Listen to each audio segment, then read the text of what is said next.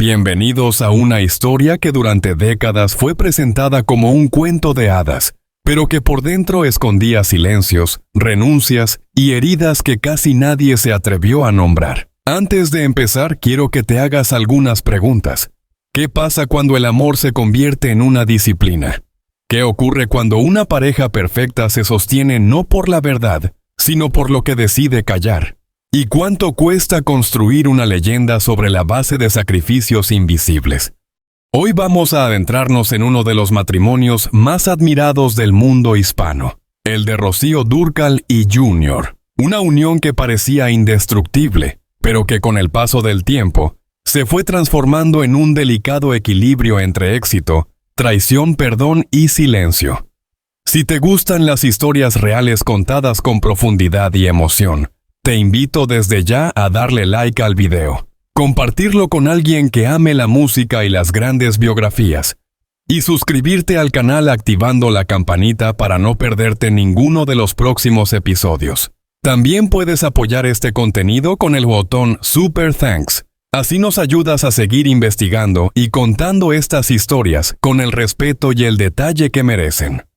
Porque lo que estás a punto de escuchar no es solo la vida de una cantante legendaria, es el retrato de una mujer que conquistó México, de un hombre que pasó de estrella juvenil a sombra discreta, y de una familia que aprendió a sobrevivir dentro de una jaula dorada. En los años 70, cuando Rocío Dúrcal y Junior anunciaron su boda, el mundo del espectáculo español se detuvo por un instante. Ella era ya una actriz y cantante querida, la chica prodigio que había crecido ante las cámaras desde niña, con una imagen limpia, cercana y luminosa. Él, Antonio Morales, conocido artísticamente como Junior, venía del fenómeno musical de Los Brincos, una de las bandas más influyentes del pop español de los 60. Juntos parecían encarnar la combinación perfecta entre romanticismo, juventud y talento. La prensa no hablaba solo de amor, hablaba de destino. Se decía que eran la pareja que demostraba que el éxito no estaba reñido con la estabilidad. Se les fotografiaba sonrientes, tomados de la mano, rodeados de una estética casi cinematográfica. Para el público, Rocío y Junior no solo se casaban, inauguraban un modelo de matrimonio moderno, elegante y aparentemente inmune al desgaste del tiempo. Pero la historia real, como ocurre casi siempre, empezaba a escribirse lejos de los flashes. Tras la boda, la carrera de Rocío tomó un giro decisivo. España ya la conocía, pero México la estaba esperando. De la mano de Juan Gabriel, Rocío se reinventó. Pasó de ser una estrella juvenil europea a convertirse en la gran intérprete femenina de la música ranchera. Aquello no fue un simple cambio de estilo. Fue una transformación total de identidad artística. En México, Rocío no solo cantaba, conquistaba. Su voz se volvió más profunda, más emocional, más cargada de matices. Disco tras disco, las cifras se disparaban. Millones de copias vendidas, giras interminables, teatros llenos, premios, homenajes. Mientras tanto, Junior observaba cómo el centro de gravedad del matrimonio se desplazaba poco a poco hacia ella. No fue inmediato. Al principio seguían siendo Rocío y Junior, una pareja que viajaba junta, que daba entrevistas conjuntas, que hablaba de proyectos comunes. Pero el mercado es implacable. Cuando una estrella se eleva demasiado rápido, el otro corre el riesgo de quedarse orbitando a su alrededor. Junior no dejó de trabajar, pero ya no era el protagonista. Pasó de ser ídolo juvenil a acompañante, productor, apoyo logístico y emocional. En público sonreía, pero en privado empezaba a gestarse una pregunta incómoda. ¿Quién era Junior cuando dejaba de ser el marido de Rocío Dúrcal? El éxito, lejos de unirlos más, comenzó a crear una asimetría silenciosa. Rocío vivía en aeropuertos, estudios de grabación y escenarios gigantescos. Junior permanecía más tiempo en casa, organizando, esperando, sosteniendo una estructura familiar que giraba alrededor de la ausencia constante de ella. No era abandono, era precio profesional. Pero incluso los precios más nobles se pagan con emociones reales. En ese contexto, llegó el año 1981, viaje que marcaría un antes y un después. Manila. Un destino que parecía solo una parada más en una agenda internacional, pero que terminó convirtiéndose en el escenario de una confesión que jamás debió existir. Durante esa gira, Junior reconoció algo que Rocío no esperaba escuchar. Había sido infiel. Y no con cualquiera, sino con una de las grandes estrellas filipinas del momento, Vilma Santos. La traición no solo era íntima, también simbólica. Mientras Rocío representaba disciplina, trabajo y lealtad al proyecto familiar, Junior se había permitido una fuga emocional y física. Lo más impactante no fue solo la confesión, sino el momento en que Rocío terminó de comprenderlo todo. La verdad se le reveló en Navidad, la noche que para muchas familias simboliza unión y refugio. Para ella se convirtió en un espejo incómodo. Supo que algo se había roto, aunque nadie más debía saberlo. Y aquí aparece una de las decisiones más importantes de su vida. Rocío eligió callar. No hubo escándalo, no hubo entrevistas llorosas, no hubo titulares. Rocío perdonó, pero no desde la ingenuidad, sino desde una lógica mucho más dura. Proteger la imagen de la familia, proteger a sus hijos, proteger la leyenda que ambos habían construido. Así nació, sin firmarse nunca, un pacto invisible. No hablar, no exhibir, no reconocer públicamente las grietas. Ese acuerdo no salvó el amor, salvó el mito. Desde fuera el matrimonio seguía pareciendo ejemplar. Desde dentro se convirtió en una coreografía cuidadosa, sonrisas medidas, silencios estratégicos, discusiones que no cruzaban la puerta del hogar. Rocío aprendió a compartimentar su vida. La artista apasionada en el escenario, la esposa que cargaba con una decepción que no podía nombrar.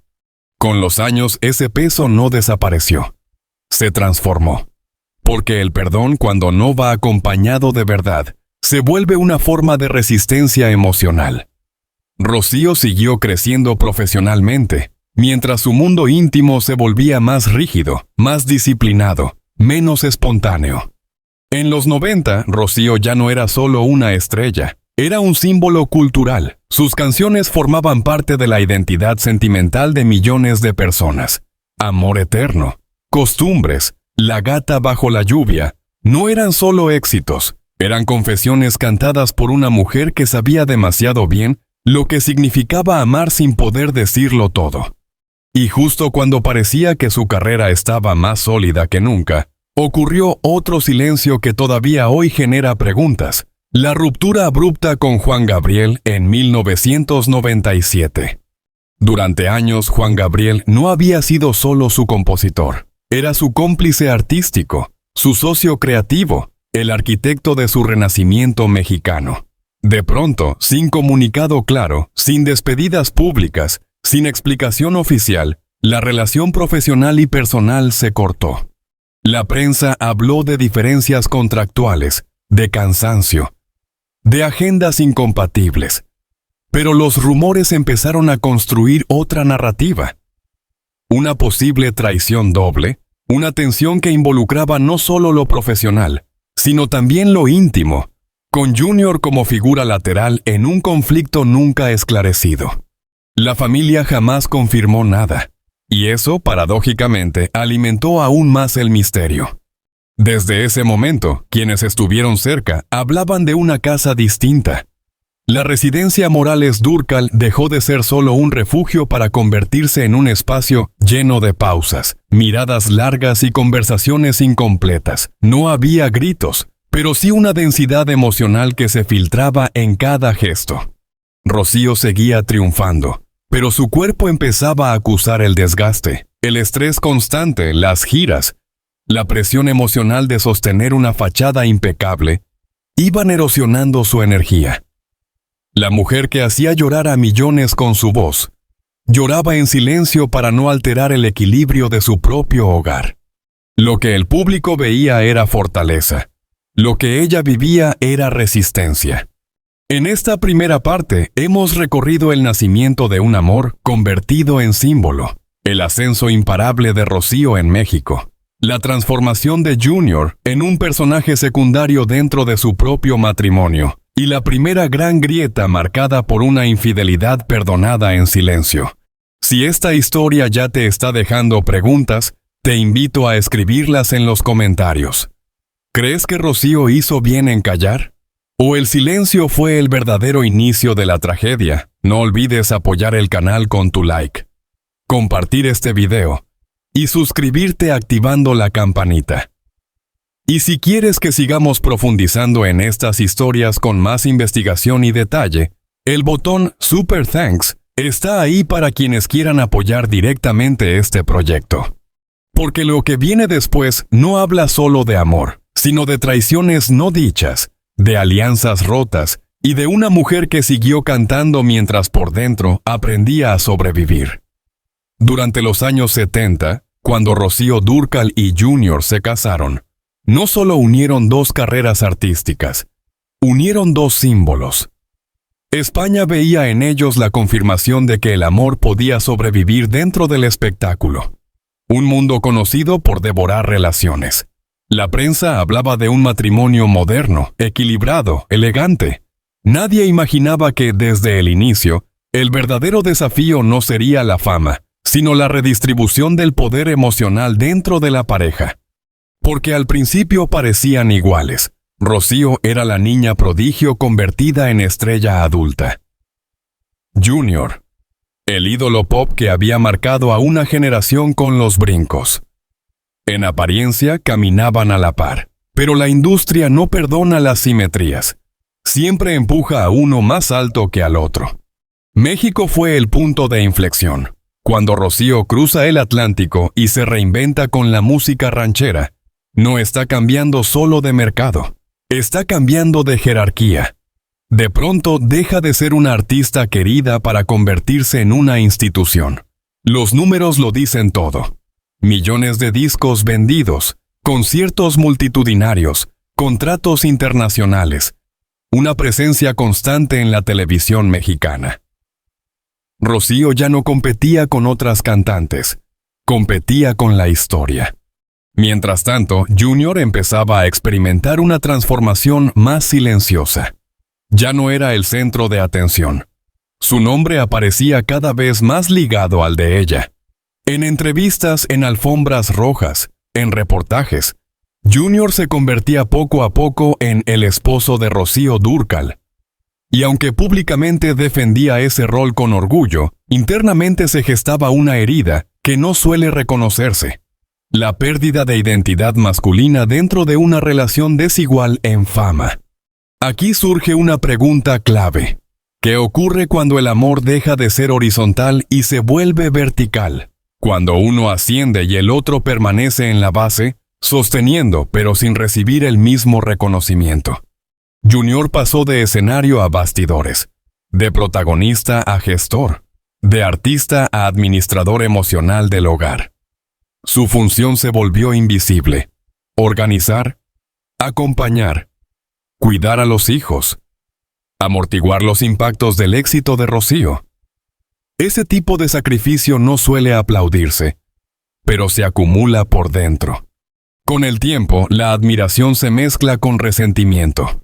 No porque Junior no amara a Rocío, sino porque empezaba a sentirse pequeño dentro de una historia que ya no controlaba. El aplauso ya no era para él. El deseo del público ya no lo buscaba. Y cuando un artista deja de sentirse visto, suele buscar espejos alternativos. Así se llega a Manila, 1980. No como un simple destino exótico, sino como un punto de fuga emocional. Allí, Junior encuentra algo que en casa ya no sentía. Validación. Vilma Santos no era solo una actriz famosa en Filipinas. Era un símbolo de admiración directa hacia él. Con ella, Junior no era el marido de, era Junior sin apellidos. La infidelidad no fue solo sexual, fue identitaria. Junior estaba recordando quién había sido antes de convertirse en sombra. Cuando Rocío lo descubre, no se enfrenta solo a una traición, sino a una fractura más profunda. El hombre que ella había integrado a su proyecto de vida estaba buscando fuera la confirmación que dentro ya no encontraba. La escena de Navidad tiene un peso casi literario. Mientras el mundo celebra, Rocío comprende, y ahí toma la decisión que definirá el resto de su vida: callar. No por debilidad, sino por control. Rocío entiende algo que muchas mujeres en el espectáculo saben: un escándalo no destruye solo a quien lo provoca, destruye todo lo que toca. La imagen pública es frágil, y ella no estaba dispuesta a sacrificar años de trabajo por una verdad que el público no sabría manejar con compasión. Así nace el pacto silencioso: no hablar, no exhibir, no admitir. Junior conserva su lugar, pero pierde su voz moral. Rocío conserva la familia, pero pierde la espontaneidad. El matrimonio deja de ser un espacio emocional y se convierte en una institución que hay que administrar. Desde fuera todo parecía estable. Desde dentro se estaba construyendo una casa sin ventilación. En los años siguientes, Rocío se vuelve todavía más grande. Su voz madura. Sus canciones se llenan de melancolía, de despedidas, de amores que resisten aunque estén heridos. No es casualidad que su repertorio más exitoso hable de ausencias. La artista cantaba lo que la esposa no podía decir. Junior, por su parte, empieza a ocupar un rol ambiguo, protector y prisionero. Protege la imagen de Rocío, pero queda atrapado en una narrativa donde ya no puede explicarse. Cada error debe enterrarse más profundo. Cada incomodidad se transforma en silencio. Y entonces llega 1997. La ruptura con Juan Gabriel no fue normal, no fue gradual. Fue abrupta, casi quirúrgica. Durante más de 20 años habían sido una unidad creativa perfecta. Juan Gabriel no solo escribía para Rocío. Escribía desde Rocío. Conocía su respiración, sus miedos, sus tonos emocionales. Cuando esa relación se corta de golpe, sin despedida pública, sin último disco juntos, sin homenaje, algo estaba pasando más allá de lo profesional. Los rumores comenzaron a circular como electricidad. Tensiones internas, conflictos de lealtad, una traición doble que nunca se explicó. Algunas versiones hablaban de celos, otras de negocios, otras de una cercanía inapropiada entre Junior y Juan Gabriel, que habría roto un equilibrio ya frágil. Nada fue confirmado, pero el silencio volvió a ser la estrategia. Lo interesante no es el rumor, sino el patrón. Cada vez que algo amenazaba la estabilidad del mito Rocío Dúrcal, la respuesta no era aclarar, sino borrar. Desde ese momento, quienes entraban en la casa Morales Dúrcal describían una atmósfera distinta. No había gritos, pero sí una frialdad educada, conversaciones breves, miradas que evitaban temas, un respeto que ya no era natural, sino aprendido. Rocío seguía siendo una gigante en el escenario, pero fuera de él, cargaba un cansancio que no se cura con aplausos. La disciplina emocional se le metió en el cuerpo. La sonrisa pública empezó a costar más. Cuando llega el diagnóstico de cáncer, muchos lo ven como una tragedia biológica, pero también puede leerse como el colapso de un cuerpo que había pasado décadas sosteniendo tensiones invisibles. Rocío no utilizó su enfermedad para ajustar cuentas, no habló, no expuso. Murió en 2006 manteniendo intacto el muro que protegía a su familia. Después de su muerte, el silencio que ella controlaba se vuelve inestable. Junior queda solo, ya no como esposo, sino como sobreviviente emocional. La casa, sin Rocío, deja de ser estructura y se convierte en eco. Y cuando alguien vive mucho tiempo sosteniéndose por otro, al perderlo, también pierde la orientación. Junior empieza a beber, no como vicio festivo, sino como anestesia. La culpa, La frustración y la sensación de haber desperdiciado una vida interior comienzan a pesar. Y entonces aparece otro conflicto, la herencia. En 2009 estalla públicamente la disputa entre Junior y sus hijos. No es solo dinero, es simbolismo. Es la pelea por quién tiene derecho a interpretar la memoria de Rocío. Los tribunales sustituyen a la mesa familiar. La confianza termina de romperse. Los hijos ya no ven solo al padre, ven a un hombre que compite con ellos por el legado de una madre convertida en mito. Junior, acorralado emocionalmente, se va aislando. La fama que antes protegía ahora expone. Cada declaración pública suya parece defensiva. Cada aparición cansada. En 2014, Junior muere en su casa de Torrelodones, no rodeado de luces, sino de recuerdos.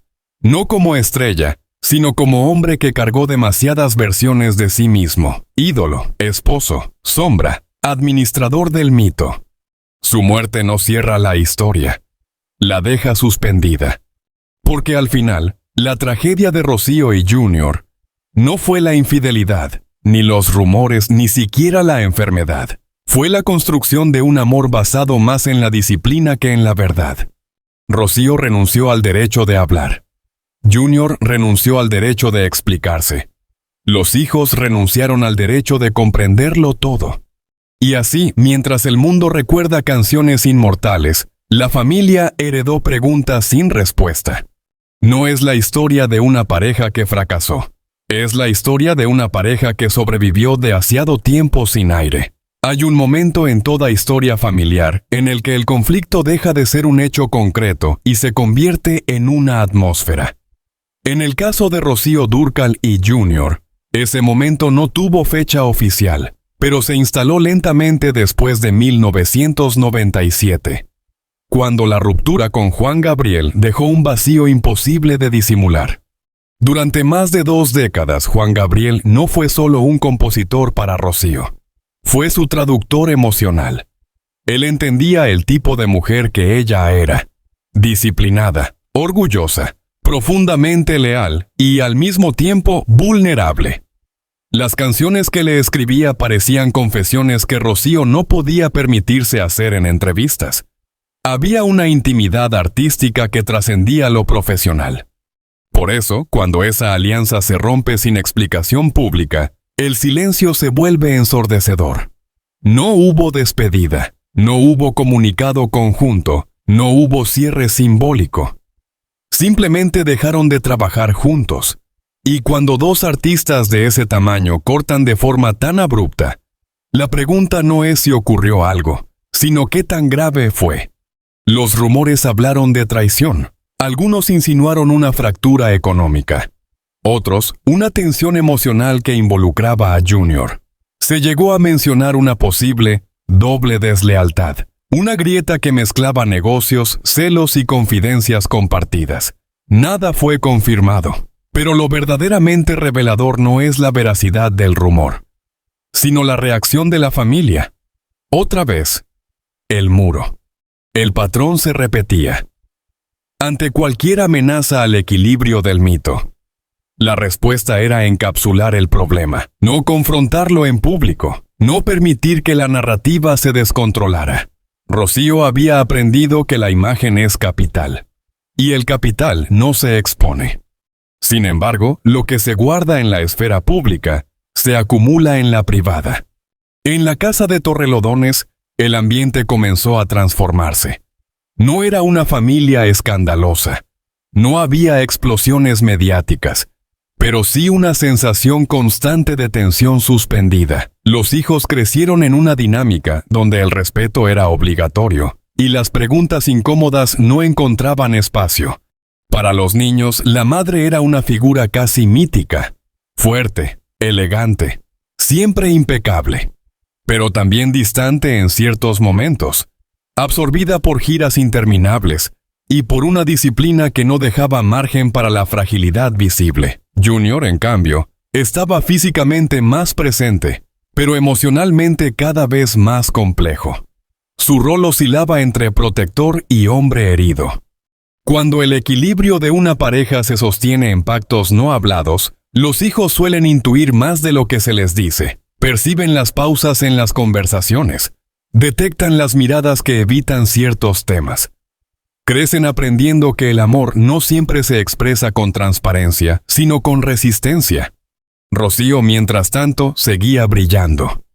Cada nuevo escenario era un triunfo, cada aplauso, una reafirmación de su lugar en la historia musical. Pero esa fortaleza pública tenía un costo invisible, la necesidad constante de mantener el control. Hay testimonios de personas cercanas que describen a Rocío como una mujer extremadamente exigente consigo misma. No toleraba el error, no toleraba la debilidad. Su disciplina no era solo profesional, era emocional. Si algo dolía, se guardaba.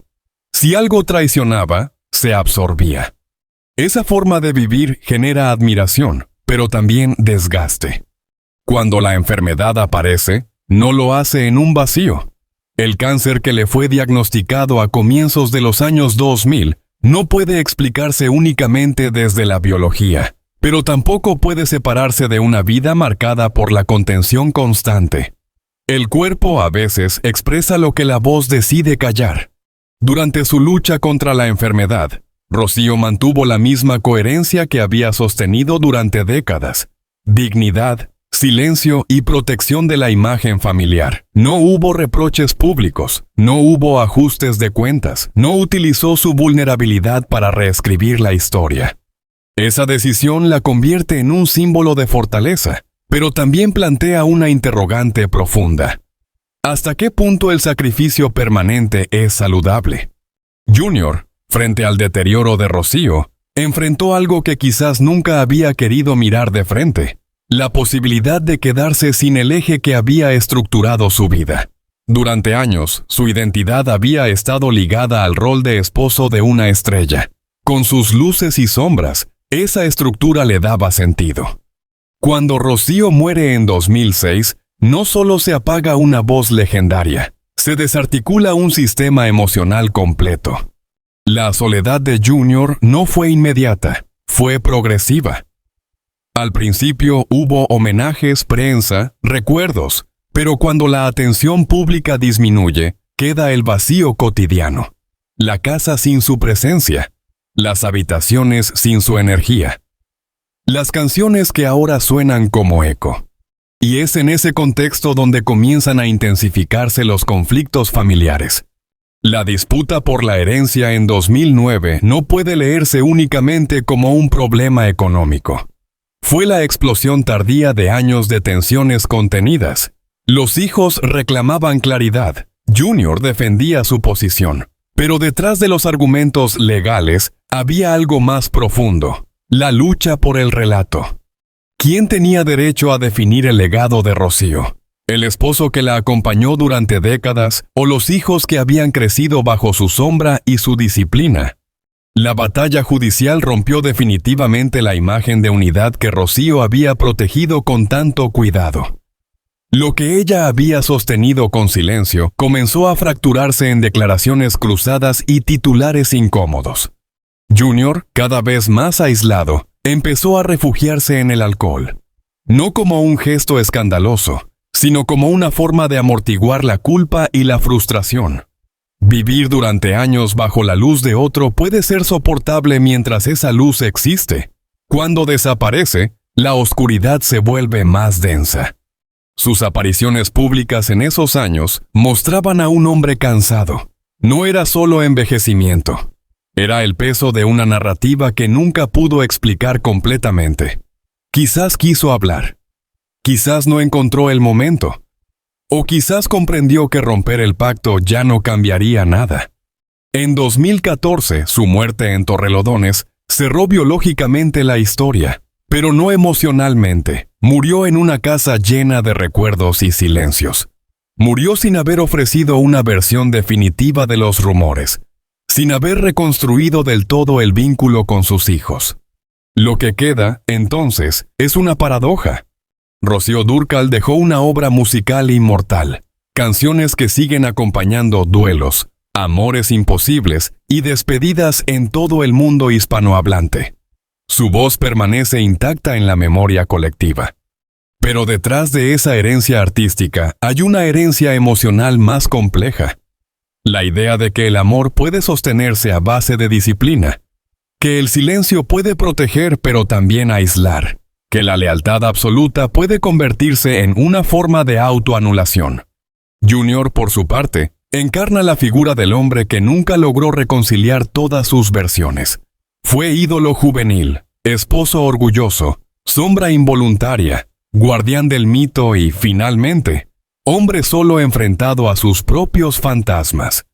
Los hijos crecieron entre aplausos y pactos tácitos. Heredaron un apellido poderoso, pero también una historia fragmentada.